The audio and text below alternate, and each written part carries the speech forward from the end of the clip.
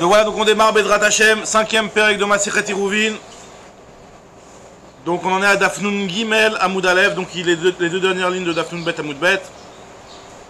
Donc le Perek qui va continuer à parler des Inanim de Troumin. Là on va parler principalement de quelque chose qu'on avait un petit peu mentionné, Beremez, mais on s'en était pas vraiment occupé. C'est le Inyan de Ribouaïr. Comme on avait déjà expliqué un petit peu à l'oral la dernière fois, quand on calcule le Troum et les Alpaïm Hama d'une ville, on va pas prendre forcément la frontière de la ville. On va d'abord devoir faire un petit traitement de la ville, c'est-à-dire prendre la ville et la clarifier, ouais. On va la rendre Meroubaat. Et après, à partir du Riboua, on va commencer à calculer l'Alpaïm Hama. On verra exactement comment ça se passe. On va voir plusieurs configurations de villes, des villes qui sont en croissant, qui sont en rectangle, qui sont en truc, plusieurs cas de figure, pour expliquer comment exactement on fait le Ribouaïr. Et bien c'est des fois on est sauvé grâce à ça dans beaucoup de cas quoi. Alors très bien. C'est pas forcément la frontière, t'as pas Alpaïm Hama forcément par rapport à la frontière de la ville, mais c'est une fois que tu as rendu carré la ville. Alors voilà, Ketzad Me'abrim et Teharim. Comment on fait le Ibour, donc le. C'est quoi la distance maximum pour des frontières de ville entre des habitations? Ah, entre des habitations, c'est 70 amotes de Shiraim. On n'en a pas encore parlé non plus, on va en parler aussi. De ça de Shima et Shiraim, c'est aussi un sujet important. Maintenant, Ketzad Me'abrin et Teharim, comment on fait le Ibour? Alors là on va le dire comme tel que c'est marqué dans le Mishnah, mais la Gemara va se poser la question est-ce qu'il est marqué avec un Aleph Me'abrin ou Me'abrin avec un Aïn? Là, nous chez nous, il est marqué avec un Aïn. Mais Abrin, ça vient de la chaîne Oubar. Oubar, mais Ouberet, ça veut dire qu'une femme qui est enceinte, c'est comme quand t'as une ville qui. Comment tu fais le Ibour ailleurs? C'est quand t'as une ville qui dépasse un petit peu. Ça veut dire que. Hein? Et avec un Aleph, ça veut dire. Ever, mais la chaîne Ever, que moi va expliquer. C'est comme. Il y a plusieurs explications. En tout cas, une des explications, c'est que comme quelqu'un qui a son corps qui est droit, il a ses mains qui dépassent, ou truc comme ça. Donc c'est. Comment calculer dans ce cas-là? Kesad me Abrim et Teharim. Alors, Bait Nirnas, Bait Yotzek, s'il y a une maison qui rentre, une maison qui sort. C'est-à-dire que tu as une maison, disons que tu as une rangée, la frontière de la ville, c'est que tu as une maison là, une maison là, une maison là, une maison là. Donc c'est un petit peu regardez un petit peu, si vous avez les dessins derrière, et on fait un petit dessin qui nous permettra bien de comprendre. Ça c'est pour Bait Nirnav Bait Yotze. Là ici c'est dans la page Lamed. Non.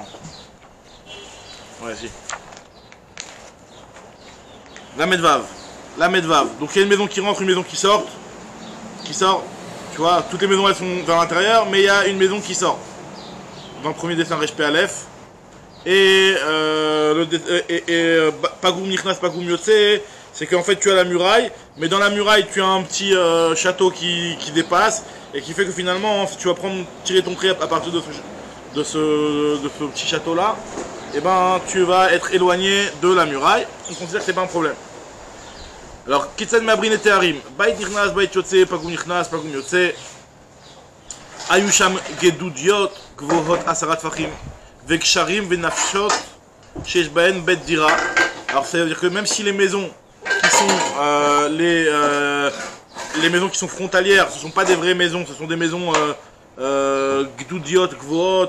Alors, Gedudiot, Rashi il explique que c'est des. Comment traduire Gedudiot? Gesharim et Nefashot dit que c'est des petites bâtisses qui ressemblent à ce qu'on met par-dessus un kever. En réalité, c'est des trucs où il y a une dira là-bas, il y a des gens qui habitent, mais bon, c'est pas des vraies maisons. Bon, même si c'est des maisons qui sont, comme on avait parlé un petit peu plus haut, on avait vu aussi des maisons qui sont des khourvot, des maisons qui sont des ruines. Malgré tout, ça peut nous aider à faire à considérer que la ville, elle ne démarre, enfin, elle ne se termine qu'à partir de ces maisons-là. Alors, Motzi'im et Tamida Kenegdan. Nous dit la Mishnah, Motzi'in et Tamida Kenegdan. On va commencer à tirer le trait et tirer la mesure à partir de ce dépassement-là. Kenegdan. Veosim ota kemin tavla merubaat, kede sheyen niskar et azaviot. Et aussi, on fera comme une plaquette carrée, de telle sorte à gagner les angles, comme ce qu'on avait dit, parce que si tu fais un rond, disons que tu as une ville, et tu veux calculer Alpaïm Hama dans les diagonales, dans les diagonales tu vas être limité à Alpaïm Hama. Tandis que quand tu vas le faire en carré, tu vas voir Alpaïm Hama plus encore un petit peu plus. D'accord? Donc pour gagner les angles, on fait on rend carré. Donc c'est-à-dire qu'en réalité, il y a plusieurs choses à faire. Il y a premièrement, tu vas prendre la maison la plus extrême. Et à partir de là, ça va être là ton troum. Donc tu vas tirer toutes les maisons les plus extrêmes, tu vas les relier. Et ça va être ça ton troum. Après, c'est possible que ça te fasse un rond. Ce rond-là, tu vas le clarifier. Tu vas le rendre carré. Et après, à partir de là, tu calcules l'alpaïmama. D'accord? Donc ça te fait gagner beaucoup. Est-ce qu'on appelle des maisons genre c'est Bet Dira, ouais, Bet Dira. Enfin, ça peut ne pas être habité concrètement, mais c'est quelque chose qui est Bet Dira, qui est une maison qui est habitable. Vendu, c'était une zone industrielle. C'est une très bonne question de zone industrielle, je pourrais pas te dire comme ça sur un pied, mais zone industrielle, c'est vrai que c'est pas habité, mais il y a quand même du chimouche du Dira, parce que le fait d'être là-bas toute la journée dans les bureaux, etc., que tu manges, que tu restes, etc., ça s'appelle quand même que c'est des choses, tu y habites pas le vendredi Shabbat, mais le reste de la semaine, ça s'appelle quand même une habitation. Bémet, ce qui rêve de Mezouza, est-ce que ça dépend seulement du rêve de Mezouza? C'est vrai que c'est un point à approfondir. C'est ça. Entre deux villes, c'est une zone industrielle. Alors, donc si tu comptes, ça va. A priori, si c'est des endroits où tu manges là-bas le midi, etc., c'est sûr que c'est considéré comme des bêtes d'Ira. Sinon, malgré tout, il y a quand même il y a un idon. Je sais pas si on va parler dans l'agma ici, mais c'est que dans la phrase, c'est traité ce sujet-là. Et mettre effectivement, si vraiment c'est des endroits où par exemple, t'as pas de rive de Mezouza, ça sera pas une bête d'Ira forcément pour le trou. Ça dépend, le bureau c'est être rêve de Mezouza, si jamais tu manges là-bas, etc. Il y a des. Enfin, quand je dis le rive de Mezouza, c'est un des simanim, c'est pas ce tirage de Mezouza truc. Peut-être que si, hein, je connais pas les Agdarot comme ça, mais en tout cas, ça dépend ce qui Raoul les dira. Très bien. Alors maintenant la Gemara, on va faire une Gemara sympathique là. On va avoir deux Gemarotes très importantes. Enfin, c'est des Gemarotes qui sont souvent apportées dans les chiffres et Moussar par rapport au Chizou dans le Limud Torah, etc. Pour le Daf Nun Dalet surtout.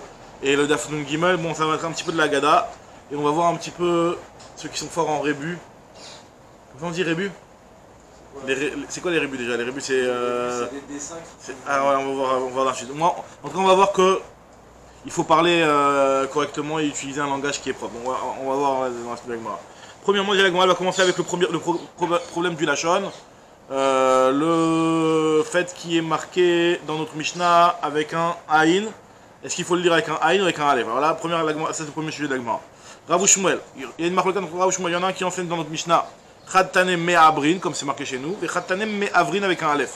La Gemara il explique ce que je vous ai dit à l'oral. Man de Tanem Me'abrin, celui qui disait qu'un Aleph c'est Ever. C'est-à-dire qu'en fait c'est comme si quelqu'un qui a ses membres qui dépassent, donc qui a ses mains qui dépassent, donc c'est considéré, enfin la ville pareil aussi, elle a des maisons qui dépassent. Man de Tanem Me'abrin, Keisha Ubara, comme une femme qui est enceinte. Alors maintenant, comme on est rentré dans l'histoire du Lachon, on va rentrer dans d'autres problèmes de Lachon entre Rav et Shmuel. Marat Marpella, maintenant aucun rapport, hein. Marat Marpella. Alors pourquoi elle s'appelle Marpella? C'est quoi la Marat Marpella? Donc c'est là où il y a les Avot, Adam Vechava, et les Avot qui sont enterrés. D'accord? Alors Marat Marpella, Rav Shmuel Chadamar, Shne Batim Ze Lifnim Ze. Il y en a un qui explique que comment c'est Marat Marpella. C'est pas en étage. C'est en une maison l'une dans l'autre. C'est-à-dire que tu rentres dans la grotte, et tu as une première pièce où il y a Adam Vechava, une première pièce où il y a une deuxième pièce, etc. Donc pour lui, c'est en train. Baït Bifnim, Baït Bachut. Comme dans le dessin de Rashi, exactement. Et d'après le deuxième avis, Rav Shmuel, Chadamar, Shne Batim Ze Lifnim Ze, et Chadamar, Baït Va Aliyah Al Gabav. C'est en étage. La Gemara dit Bish, la Malemadamar, Ze Algav, celui qui dit que c'est l'une sur l'autre. Je comprends bien, t'as deux toits l'un sur l'autre, donc ça s'appelle double. Tandis qu'une maison l'un sur l'autre, ça s'appelle pas double, c'est une maison l'une à côté de l'autre, je veux pas dire que c'est deux choses. Aïnou Marpella. Et là, Namandamar, Shne Batim, Ze Lifnim Ze, Maï Marpella, c'est quoi le chaîne de Marpella? Voilà, la Gemara te dit Shekfula Bezugot. Shekfula Bezugot. Ça veut dire que là-bas, il y a des couples. Il y a des couples, et il y a le couple de Adam Vechava, d'accord, Avraham et Sarah, Yitzhak, Verivka, et Yaakov et Léa. Très bien. Mamre, Kiryat Arba. Pareil aussi, on n'a toujours pas rapport au lien de Marat Marpella. Mamre, Kiryat Arba. Kiryat Ha-Arba, il y a marqué dans le Passouk. Amar Abi Yitzhak, Kiryat Ha-Arba. Pourquoi ça s'appelle Arba, l'endroit où il y a la Marat Marpella? On appelle ça Kiryat Arba. Chevron. Pourquoi on appelle ça Kiryat Arba? Parce qu'il y a Arba Zugot, là-bas il y a 4 couples. Je vous ai cité Adam Vechava, Avram Vesara, Yitzhak Verivka, Yaakov et Léa. Très bien. Autre problème de la chaîne entre Rav et Shmuel, enfin, c'est pas vraiment du la chaîne ici, mais c'est pour comprendre un petit peu le terme de Amrafel. Vaïhi bime Amrafel, donc là on va commencer les parachutes de Bereshit, on va bientôt arriver à cette paracha là. Vaïhi bime Amrafel, Amrafel, c'est qui Amrafel? Donc c'est quand il y a eu la guerre, les 5 rois contre les 4 rois, etc. C'est qui ce Amrafel? Arav ou Shmuel, Khadamar Nimrod, Shmo, donc c'était Nimrod, Amrafel c'était Nimrod, c'est clair. Maintenant, comment il s'appelait à la base? Est-ce qu'il s'appelait Nimrod? Et Amrafel, c'est un surnom ou alors l'inverse? Alors il y en a un qui dit que Nimrod, chez moi il s'appelle Nimrod, son vrai nom c'est Nimrod. D'accord. Donc Kedaï de pas trop utiliser le prénom Nimrod, hein, même si on peut trouver, on peut voir dans la liste des copains Hogan qu'il y en a qui s'appellent Nimrod. Les Israéliens s'appellent Nimrod, ils ont pas de problème avec ça. En tout cas, c'est un prénom à éviter quand même. Bon, en tout cas, Nimrod.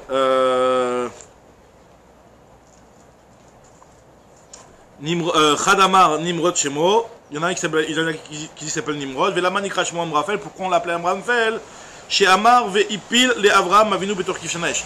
Amrafel, Amarpal. Il a dit tombe. C'est-à-dire que c'est lui qui a jeté Avraham Avinu dans la fournaise. D'accord?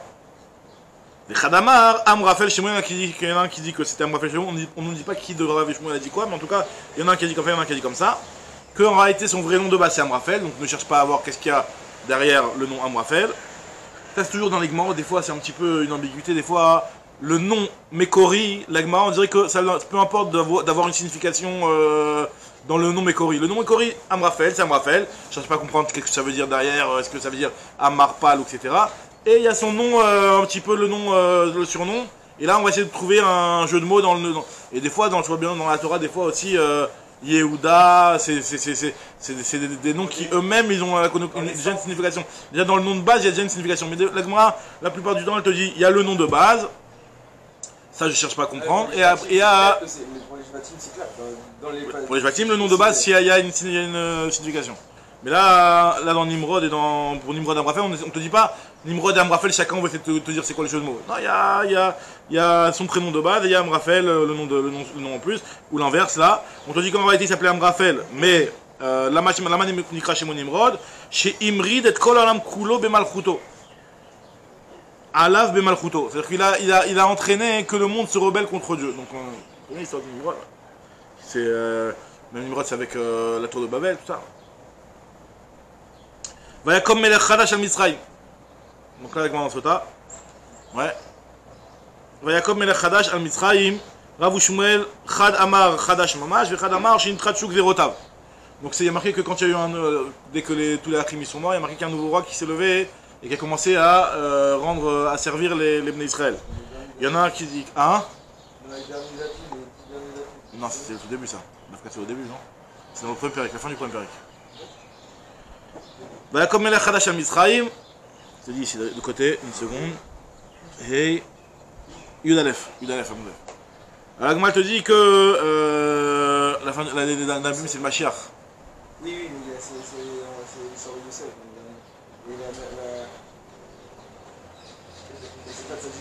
La dernière fois que j'ai vu Sota, c'était à Sion. À Pessah, il y a un an. En tout cas, l'Agmal nous dit que Vayakom melech chadash al Mitzrayim, Rav ou Shmuel chadamar chadash mamash, et chadamar shintrat shuk zerotav. Donc il y en a un qui dit que c'était un vrai roi, un vrai nouveau roi, donc c'est pour ça qu'il arrive avec de nouveaux décrets. Et il y en a un qui dit que non, c'était le même roi, mais juste il a commencé à avoir une nouvelle politique, le gouvernement il est passé de pro-juif à anti-juif. D'accord? Madama chadash mamash. Je comprends le terme Khadash, mais comme Melech Khadash, il y a marqué qu'il y a eu un nouveau roi. Celui qui dit Shintrachuk Zerotav, c'est-à-dire quoi un nouveau roi? Ou Madama Nitrachuk Zerotav, alors Poutou il le sait en fait. Qu'est-ce qui lui a fait mis la puce à l'oreille? Que c'était pas vraiment un nouveau roi, mais c'était le même roi qui restait.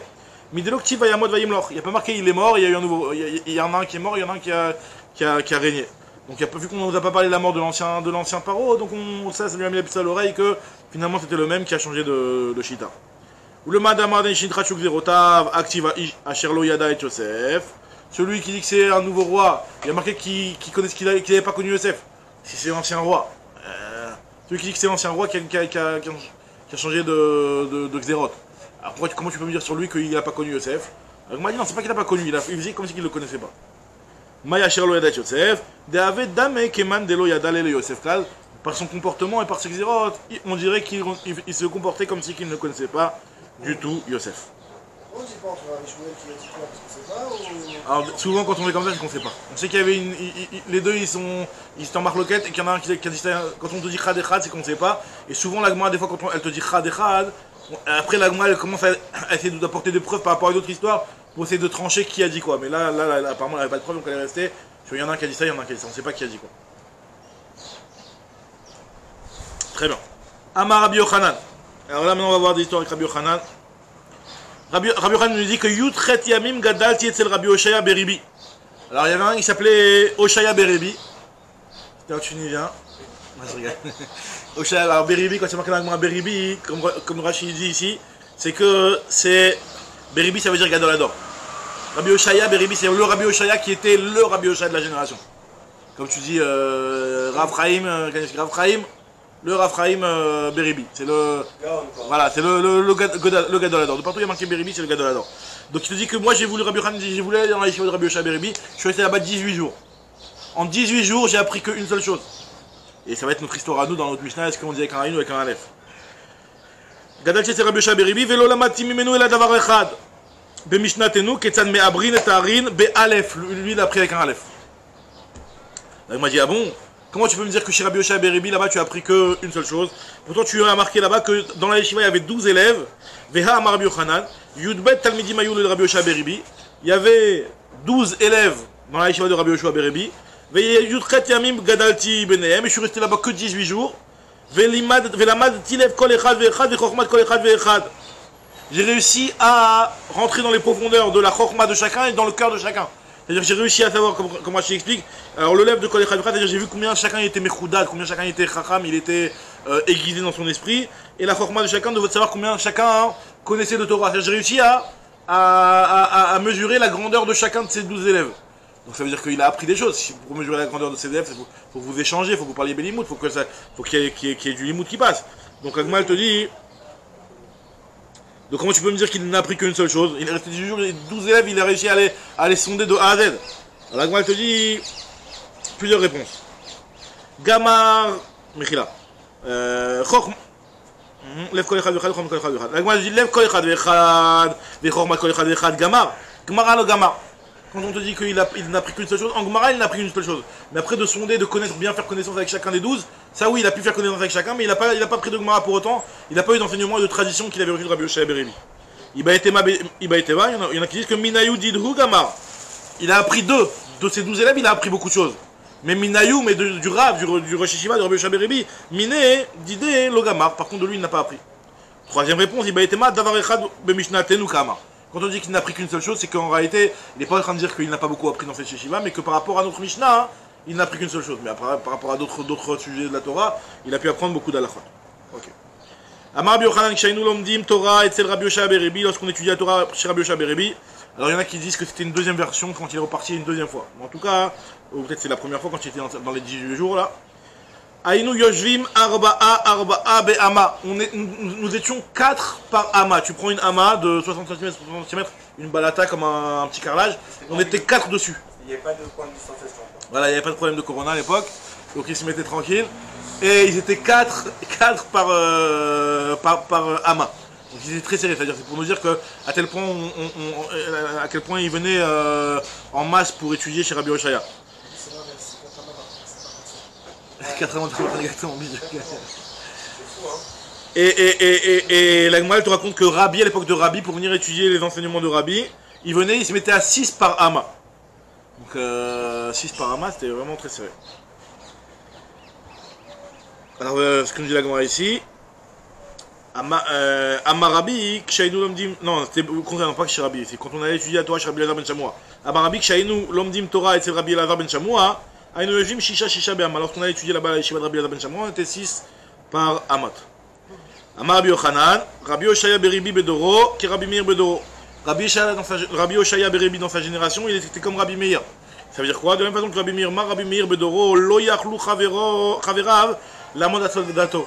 Rabbi Meir, on ne le comprenait pas. Il était trop profond, on ne le comprenait pas. Comme ce qu'on a vu dans le premier Pérec, qu'il arrivait à te dire quelque chose qui est Tao, il te dit qui est Tamé, et il te donne les preuves. C'est quelque chose qui est tamé, il te dit qu'il est Tao, il te donne les preuves. On n'arrivait pas à le cerner, Rabbi Meir. Je dis pareil, Rabbi Oshaya, on ne le comprenait pas. C'est pour ça qu'en 18 jours, il avait appris qu'une seule chose, d'après une des tiroutim. Alors il te dit, Af Rabbi Oshaya, lo yachlu chaverav la mode al sof dato. Vama Rabbi Yochanan te dit, Liban shel rishonim kepitro shel ulam. Le cœur des premiers, on va voir c'est qui les premiers, des anciens, il était large comme l'ouverture du ulam. L'ouverture du ulam, c'est Esrimamot, c'est quelque chose de très large. Arbaï mama sur Esrimama, c'est une ouverture qui est très large. Maintenant, shel achoronim, des anciens mais plus récents, kepitro shel echal, c'est plus petit, une grosse porte quand même de 10 amot sur 20 amot de hauteur, de 10 amot, mais c'est plus petit, c'est la moitié. Iridat adorot, on appelle ça. Ve'anu, et nous, kimlo nekev machat sitkit. On est comme le chat d'une aiguille. Donc vraiment incomparable. Alors après, si on parle de nous, hein, on parle de nous. De moi. Non, je crois que nous, on n'a pas de trou, nous, je crois qu'on n'a pas d'ouverture, je crois. Bon, la Gemara elle va dire entre Rishonim, c'est qui les Rishonim? Rabbi Akiva, Acharonim, Rabbi Elazar ben Shamoua. Ikadamri, il y en a qui disent Rishonim, Rabbi Elazar ben Shamoua, et Acharonim, Rabbi Oshaya Berebi, donc une des générations en dessous.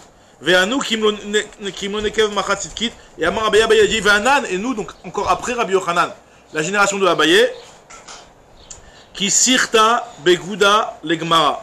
Nous, on est comme Sirta Begouda Legmara. Alors, Sirta Begouda, Rachid explique que Sirta c'est un pieu, et Gouda dans un trou dans un mur. Alors, quand tu rentres un pieu dans un mur, c'est qu'en réalité, tu as le trou qui est serré, tu veux essayer de rentrer un pieu de force comme ça, c'est-à-dire qu'en réalité, il rentre pas, mais tu forces. Il dit que nous aussi, par rapport à la Gemara, Bichla, nous, ça rentre pas, on doit forcer pour qu'un petit peu ça rentre. Alors, est-ce que c'est un petit peu plus ou un petit peu moins? Dans l'idée, il veut dire qu'il est moins que le petit chat de l'aiguille. Mais en tout cas, le chat de l'aiguille, quand tu rentres le fil de l'aiguille, ça rentre, tranquille. C'est-à-dire que nous, pour rentrer, il faut qu'on force. C'est comme quand tu rentres un pieu, un clou dans un mur, tu dois le forcer, il y a le petit trou. Ou alors, autre chose qu'il a dit que nous, Amarava, Ve'anan, et nous, on est qui Isbaïta, Bekira, l'Isvara. Pour la Svara, on est tellement loin, on est tellement nul, que on est qui Etzbata Bekira. Alors, Kira, c'est de la cire, comme un doigt dans la cire. Alors, un doigt dans la cire, ça rentre pas. T'as de la cire, t'as une bougie de cire, tu rentres le doigt, tu peux pas rentrer. Mais par contre, maximum, tu te colles un petit peu, il y a un petit peu de cire qui va rester sur le doigt. Donc, on a un contact, on touche un petit peu, mais on rentre pas dedans. On touche un petit peu, mais on rentre pas dedans. Et il te dit, Amaravashi, Anan ki etzba'ata bebira le shicha. Par contre, pour l'oubli, on est comme un doigt dans un puits. C'est-à-dire là, t'oublies quoi, c'est large. D'accord? Amarav Yehuda, Amarav. Bnei Yehuda, voilà. On va voir l'histoire de Bnei Yehuda et Bnei Galil. Alors, Bnei Yehuda, ils étaient très précis dans leur langage, tandis que Bnei Galil, ils parlaient comme des bougnoules. Kaviachol, hein. On va voir que c'est comme. La capitale et le. Bnei Yehuda, il parlait bien comme littéraire, etc. Précis. Tandis que les Bnei Galil, vous allez voir, ils parlaient moi, faire, toi, quoi, venir. Ils parlaient comme ça et donc on les comprenait pas. Donc la Gemara dit ça avait même une nafkamina dans leur limoud. Un peu comme nous. Ouais. Il te dit que donc il y avait une nafkamina dans leur limoud, que les Bnei Yehuda, vu qu'ils avaient un limoud précis, comme la Gemara va expliquer tout de suite, ils avaient un limoud précis, donc leurs termes ils étaient précis, donc ils pouvaient faire des simanim sur les mots et jouer avec les mots et faire des moyens de mémotechniques. Tandis que Bnei Galil, que leur langage n'était pas du tout précis et les mots ils les rapportaient à peu près, etc. Donc leur limoud il était à peu près aussi, ils retenaient pas leur limoud. C'est ce que nous dit la Gemara ici. Amarav Yehuda, Amarav Bnei Yehuda, Shikpidu al Leshonam, qui faisaient attention à leur lachon. Nitkaim Matoratam, Beyada. Leur Torah, elle est restée entre leurs mains. Bnei Galil, Shelo Ikpidu al Leshonam, les Bnei Galil qui eux n'étaient pas makpid sur leur lachon, Lo Nitkaim Matoratam Beyadam. Donc il faut faire attention à son lachon. Alors il y en a qui expliquent Ikpidu al Leshonam, c'est pas seulement de savoir bien employer le lachon, mais même d'avoir un lachon qui n'était pas propre aussi. Il y en a qui disent lachon megouné. Rashi dit lachon megouné, mais il y en a qui corrigent. Il y a une différence dans Rashi. Moi j'ai marqué megouné dans Rashi ici, il y en a qui disent megoumgam. Donc c'est pas. En tout cas, la Gemara continue, elle te dit, mais je comprends pas, la Torah en quoi ça dépend de la façon dont tu étudies et d'où tu emploies ton lachon. La Gemara te dit non, parce qu'en fait, comme ce que je vous ai expliqué, le fait qu'ils avaient un lachon précis, ils pouvaient faire des simanim, tandis que les autres ils ne pouvaient pas faire de simanim. Que l'agma demande tout de suite, mais il débite. Péda, t'as mis le temps. Quoi, ça dépend dans l'akpéda d'utiliser un lachon propre pour pouvoir se rappeler du limoud. Alors l'agma te dit si, Bnei Yehuda de Daike Lishna, qui avait un lachon précis, mais Tanchele ou Simana, il pouvait se faire des simanim. Nitkaim, Matorata Beyadan, donc il se rappelait. Donc on sait, comme tout le temps l'agma nous dit, que pour se rappeler de la Torah, il faut se faire des simanim. Ouais, tu fais un simanim, voilà, Daf Gan, le Daf Gan aujourd'hui, on parle de Daf Gimel. Gan, alors qu'est-ce qu'on peut se rappeler de ce qu'on parle? On parle de Rabbi Yochanan, Gan, quel rapport à Rabbi Yochanan, Gan? T'as dit banque. Hein? T'avais dit banque. Banque, ouais. Alors tu te rappelles ce qu'on a dit dans banque? C'est un truc, c'était un truc un peu même morbide, plutôt, la coupe là. Je sais plus, on ne rappelle plus dans Shabbat, vérifier. Ouais, j'avais dit banque une fois, ouais. Là, gagne le langage. Alors, Le langage, gagne. c'est quoi? On parle du langage. Alors?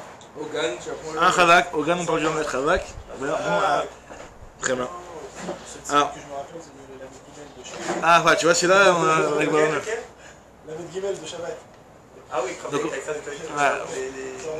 en tout cas, la Gemara, elle te dit que, voilà, donc, si tu as des relations de précis, par exemple, là, on fait un siman un petit peu rigolo, mais en tout cas, quand tu as des misténayot à retenir, etc., tu as la Recha, tu as la Sefa, tu veux te faire des mots techniques, tu sais que tu as 13 enseignements de Rabbi Yochanan, tu veux te les rappeler, alors tu fais des simanim en prenant des termes précis. Alors celui qui a des termes précis, qui a un langage précis, il peut jouer avec des simanim. Celui que Bichlal, les mots, il ne savait pas exactement, il les connaît pas bien précisément, donc pour lui, les simanim, ils n'ont pas de sens, donc c'est pour ça qu'ils oubliaient leur les mots. Maintenant, Benegalim, de l'Ogamre, Benegalil de l'Odaï Kebelishna, l'homme est très balé au Simana, l'on est quand même Toratan Beadam. Pareil aussi, la dit que Bnei Yehuda avait aussi une autre différence, c'est que Bnei Yehuda Gamrou Michad Rabba, ils avaient un seul maître. Donc ils étaient tout le temps dans la même, ils recevaient le même enseignement tous les jours, etc. Donc ils arrivaient un petit peu à ne pas s'embrouiller, et quand on leur disait un enseignement, on leur disait d'une seule façon. Tandis que les Bnei Galil, eux, ils avaient plusieurs abanim, le même enseignement, ils le recevaient avec plusieurs versions différentes, donc ils s'embrouillaient. Michad Rabba Nitkayma Toratan Be'adam Benegali de l'Ogamre Michad Rabba qui n'apprenait pas que d'un seul maître, l'on Nitkayma Toratan Be'adam. Ravina Amar Ravina lui nous dit autre chose, il y avait une autre différence, c'est que Bnei Yehuda Galou Maserta. Bnei Yehuda Galou Maserta. Alors d'après Rachid donne deux pirouchim, Galou Maserta ça veut dire qu'ils dévoilaient leur Maseret, c'est-à-dire qu'ils enseignaient aux autres. Le fait qu'ils partageaient leurs enseignements avec les autres, ça faisait que leur Torah restait Nitkayma Be'adam. Leur Torah Nitkayma Toratan Be'adam. Bnei Galil de l'Ogalou Maserta, qui eux ne partageaient pas leur enseignement, ils les gardaient pour eux, ils ne les dévoilaient pas. L'Onit Kaima Toratan Be'adan, leur Torah ne s'accomplissait pas, ne restait pas chez eux. La Gemara nous dit que David Ameler, qui était Galema Serta. C'est quoi Galema Serta? C'est-à-dire qu'il enseignait, il partageait ses enseignements. Shaoul lo Galema Serta. David Galema Serta, de combien de pasuk? Yire'echa, Yire'uni ve'ismechu. Alors Yire'echa, Yire'uni ve'ismechu, ça veut dire que lui. Yire'echa, Yire'uni, ve'ismechu. Quand ceux qui te craignent, lorsqu'ils vont me voir, ils vont se réjouir. Ça veut dire qu'apparemment, les gens, il allait voir les gens pour aller leur enseigner la Torah. Je pense que c'est dans ce sens-là qu'on veut dire. Comme la Rashi rapporte à Gemara dans Brachot, on nous dit que David Ameler, il disait que moi tous les jours j'ai mes mains qui sont sales avec le sang de Nida, etc. C'est-à-dire que je rentrais, je voyais, ça est-ce que c'est Tahor, est-ce que c'est Tamé. Donc David, il mettait vraiment les mains dans le cambouis, quoi. Et tandis que Shaoul, Logal et Maserta, sur lui a marqué El Kol Ish Asher Yifne Yarshia. Tout celui vers qui je me tourne, Yarshia, Rachid dit que j'avais pas le mérite de pouvoir enseigner et de dire des choses qui sont la halakha. Donc celui vers qui je me tournais et que je lui disais une halakha, ça faisait pas trop d'impact puisque la halakha n'était souvent pas comme Shaoul. La Gemara te dit Vamar Biocham, Minaïn Shemachalo Akadosh Baruch Hu Lo Toavon. Shaoul, nous sait-on que Akadosh Baruch Hu lui a quand même pardonné sur la faute d'avoir tué toute la ville des Kohanim, les Kohanim de Kohanenov. Alors la Gemara te dit, il y a marqué que quand Shaoul Améler, à un moment, il avait voulu, il a fait quelque chose de négatif, il avait réveillé Shmuel de son tombeau par sorcellerie, il y a marqué que Shmuel est venu, lui a dit, toi et ton fils, demain vous êtes là avec moi, et vous allez mourir. Il lui a dit quelque chose de négatif, mais en fait quand il lui a dit... Là on change de sujet complètement, on a dit voilà... Shaoul, on parle de Shaoul quoi, on a dit que Shaoul Logalé Maserta, donc on reste Shaoul, on te dit que Shaoul, c'est vrai que c'était pas top, mais Akadosh Baruch Hu à la fin il a sauvé. Comme on avait déjà vu aussi que celui qui dit que Shaoul il l'a fauté, non il a toé. C'est-à-dire que Shaoul il s'est rattrapé sur la fin quoi. Enfin, ça veut dire qu'il était quand même, ce que nous dit Agmar ici, il dit que il lui a dit Shmuel Machar Ata ou Bencha Imi Bimchitzati. Toi demain et ton fils vous êtes avec moi. Vous êtes avec moi, ça veut dire que vous allez mourir. Mais Bimchitzati, vous allez être avec moi, vous êtes dans le même compartiment au Amar Rabbi Abba. Ika de mashil le ulibne Yehuda de daike lishna me avrin tnan ou me avrin tnan akudutnan ou akudutnan yadai. Si jamais il y en a qui vont demander au Bnei Yehuda qui eux sont précis dans leur lachon, est-ce que quand il y a marqué Mishnah c'est avec un Aleph ou avec un Aïn, ils vont pouvoir te répondre. Ou pareil aussi il y a une Mishnah dans Masret Prorot, on avait déjà vu ça il y a longtemps, c'est que la Mishnah là-bas elle rapporte que Rabbi Akiva, non, on parle des moum, des behemoths, et on dit que celui qui a qu'une seule testicule, une béma qui a qu'une seule testicule, alors là t'as moyen de savoir si vraiment il y en a vraiment qu'une seule ou pas, c'est de gratter un endroit et de le disposer d'une certaine façon à la akuzo, de le mettre sur, un petit peu sur la partie postérieure, et dans cette façon là, ben, la deuxième testicule elle peut tomber. Et donc tu verras que finalement il n'y avait pas de moum et que il y a bien deux betsim. Alors il y a marqué là-bas le terme de akuzo. Akuzo, il y a une marloquette là-bas, il y a un doute, est-ce que c'est avec un Aleph ou avec un Aïn. Donc tu demandes au Bnei Yehuda, ils vont te répondre. Achuzotnan ou Achuzotnan. Yada, ils vont te répondre. Hein? Dans Bechorot, sur le moum du Bechor. Hein? On n'est pas ça un petit peu. C'est une Mishnah là-bas quand elle nous parlait des moums. Et elle nous disait que pour sortir pour voir si vraiment tu vois qu'un seul Betsa, pour voir s'il y a un deuxième Betsa de. Je ne me rappelle plus la chaîne de la Mishnah, c'est Gorer Bimkomo, comme vous marquez. Misheno la betza achat, arezemum. Rabbi Akiva omer, moshivin oto al achuzo, ou memaer, imesh betza acheret, sauf à la tête. Si jamais tu es memaer, donc tu appuies là-bas, si jamais il y en a un deuxième, et que tu le mets de cette façon-là, hein, à l'achuzo, et ben, sauf à la tête.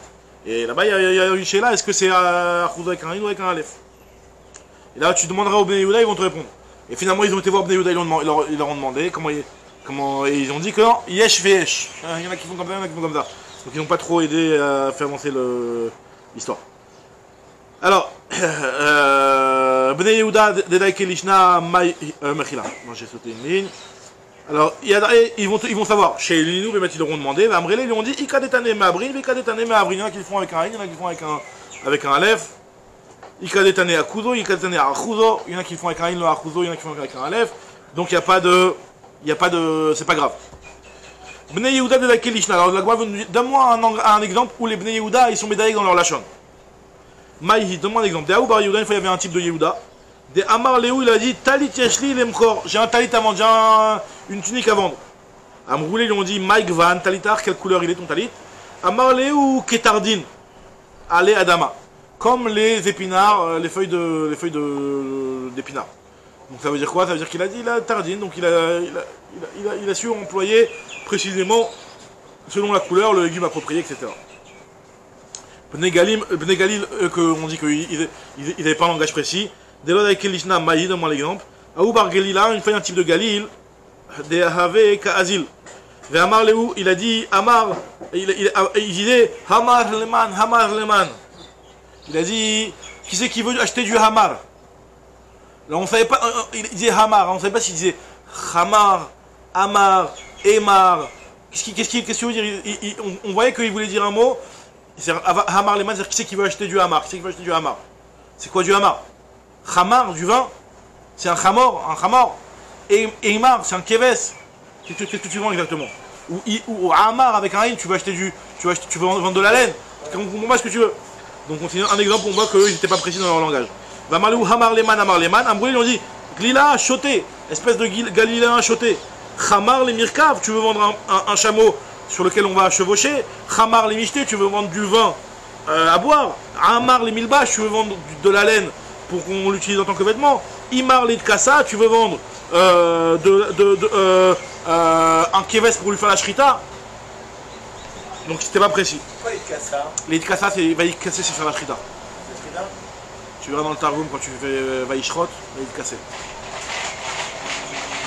Ah, une fois il y avait une femme, des baillés les mimar les chaverta, qui veut dire, elle voulait dire à son ami, Taï de ochlich chalva, viens, je t'invite à la maison pour prendre un verre de lait. Qu'est-ce qu'il lui a dit? Amra le shluchti, tuchlich lavia. Alors, shluchti, ça veut dire une copine. Shluchti, ça veut dire shluchti, ça veut dire quoi, comme Rachid dit? Shluchti, c'est un langage qui est négatif, qui veut dire.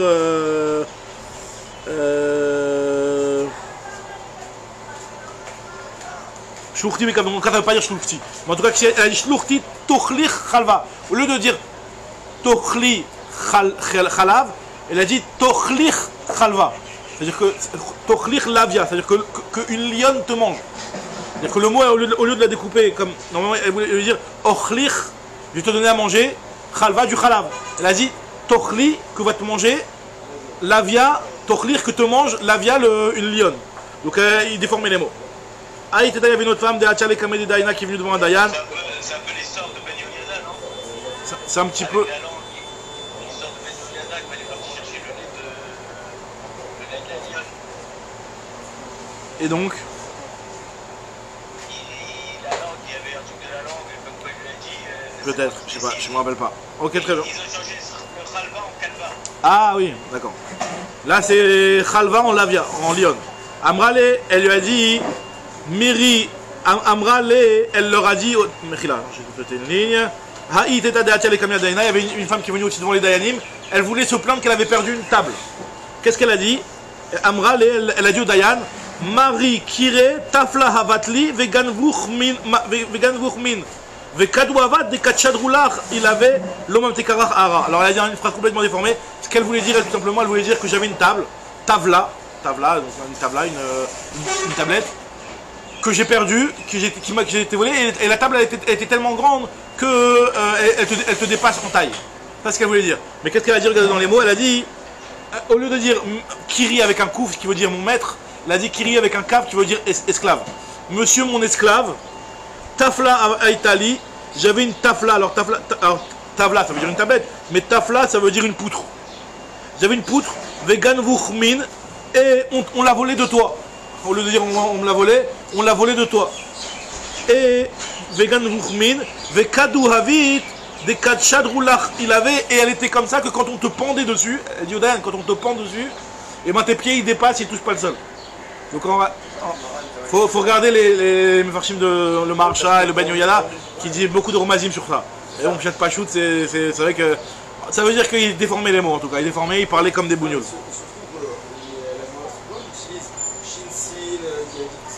Il y a d'autres choses qui sont très fortes. Là, c'est carrément, ça peut complètement changer le contexte. Là, au lieu de dire qu'avec un kouf, tu l'as dit avec un kaf, ça veut dire au lieu de dire mon maître, ça veut dire mon esclave. Donc ça change complètement le sens. L'Agma te dit.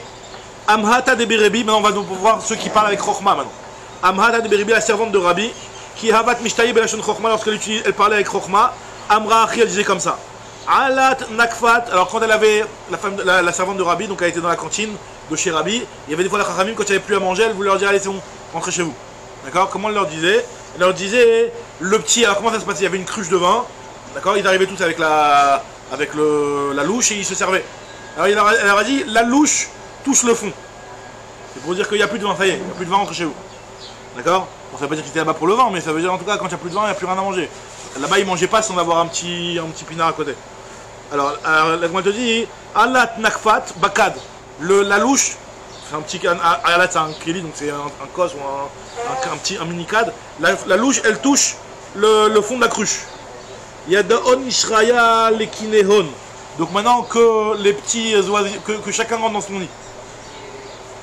Ça veut dire quoi? Ça veut dire que c'est un remède de leur dire que les élèves rentrent chez eux et qu'ils arrêtent la Seouda. Après, Vekad have bae des litvoun, quand ils voulaient qu'ils restent, c'est-à-dire qu'elle voulait recharger le vin, qu'est-ce qu'elle leur disait? Ave Amra Lewa leur disait Yaade Batar Chaverta Mina, Betit Kefe Ilat Bekad. Alors ça veut dire que Yaade, je vais ramener une autre cruche, on va déboucher une autre cruche. Vetit Kefe Alat Bekad Ke Ilfa de Azla Beyama. Et la louche va commencer à reflotter dans la cruche comme un bateau qui flotte dans la mer. C'est-à-dire on va recharger, ne vous inquiétez pas, on va recharger le vin. Donc ça c'est quand elle voulait qu'il reste. Rabbi Yossi Barassian, qui avait Mishtaï Belashon Chochma, lui Rabbi Yossi Barassian, quand il voulait parler en Chochma, comment il parlait? Alors là, c'est vrai que je vous ai dit les rébus, il leur faisait un petit rébut. Comment ça se passe quand Rabbi Yossi Barassian, il voulait leur dire que je veux de Taradin Bechardal. Comment il leur disait? Je veux du Tor. Regardez, on va terminer sur au point tant qu'à faire. Il leur disait comme ça. Assouli, faites-moi Shor Mishpat. C'est quoi Shor? Faites-moi un taureau de jugement. Alors, Shor, en armée on dit Tor, et Mishpat c'est Din, Tardin. Faites-moi des épinards, et vous voulez de la Pkaïla. Betor Misken, alors Tor c'est c'est une rangée, c'est une rangée, mais ça veut aussi vouloir dire une montagne. Betor dans une montagne, Mishken qui est pauvre. C'est quoi une montagne? Hardal. Donc là, on le effectivement, on les a inversés. Alors c'est vrai que moi te dit, les Kadaveshaïd Beouch Pisa, et lorsqu'il voulait demander des nouvelles de l'endroit où la personne avait passé, elle était invitée, Amar Achid disait comme ça. Alors Ouch Pisa, il décomposait Ouch, c'est Ish, c'est Gevar, Poum, Pi, Ouch Pi, et Za, c'est Zé, c'est Den. Gvar Poum Den Chai, est-ce que ton Ouch Pisa il va bien? Maze Tovayesh, est-ce qu'il va bien? Voilà. Ok, donc on va s'arrêter à Rabbi Abaou, on reprendra bien l'air demain. Parce que là...